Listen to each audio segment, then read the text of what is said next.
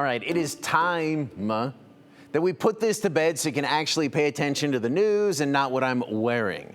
Who would have thought that as a man I'd have to say that, but here we are. I'm being judged by my looks. Does this count as breaking through a glass ceiling? Maybe. Anyways, when I started on the Friday 208 last week, I apparently committed a 208 cardinal sin. I wore a tie, much to the chagrin of many viewers and some of my coworkers. We received many comments like this one from Teresa. Quote, "Hey Justin, why are you wearing a tie?" End quote. That's as nice as it got.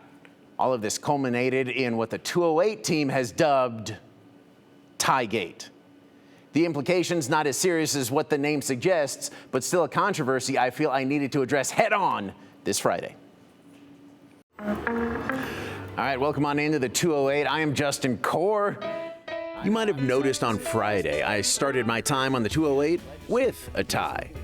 Actually, a lot of you noticed. Look at these messages full of disappointment, ultimatums, talk of traditions broken, shaming from the regular anchor of the show, Hunter, drastic measures suggested, and name-calling.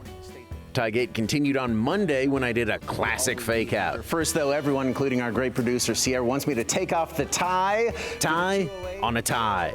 A pretty meta concept that impressed far too few of you. So on Tuesday, I opted for protocol and went tieless. What followed were more messages of honoring tradition, claims of victory, some thirst, and shaming for buckling under pressure. But there was also a contingency of viewers who wanted me to stay tied to my button-down brand with claims that I was being punished and then just outright demands. Incredibly, this is actually only the latest chapter of Tiegate. To wear or not to wear?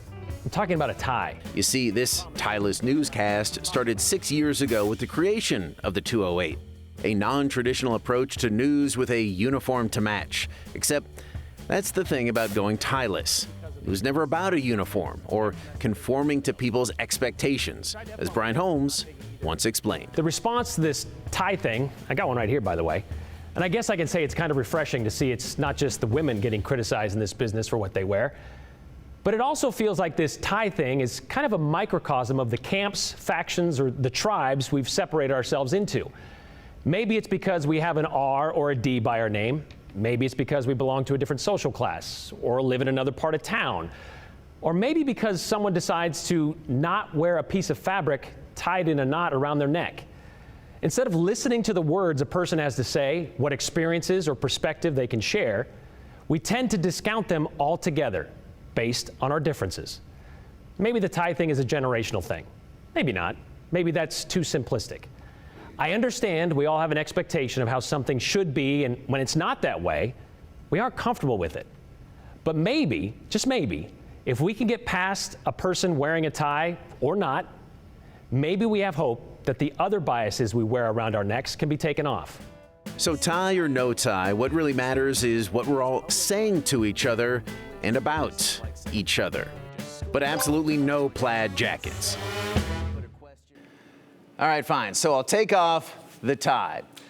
But I actually got some great advice on why what I wear matters when I was a Cub reporter right here. Former Senator Cherie Buckner Webb from Boise told me that people hear what they see. So if you look like you know what you're talking about, people are more likely to believe what you're saying, which is why I'm wearing a tie. Another one. But I also got some other advice from a certain Papa from Fiddler on the Roof, which was simply tradition, tradition. Good point, Tevia. So, all right, now I'll actually take off the tie. There it is, never to be seen again. That collar is way too wide. More of the 208 after this.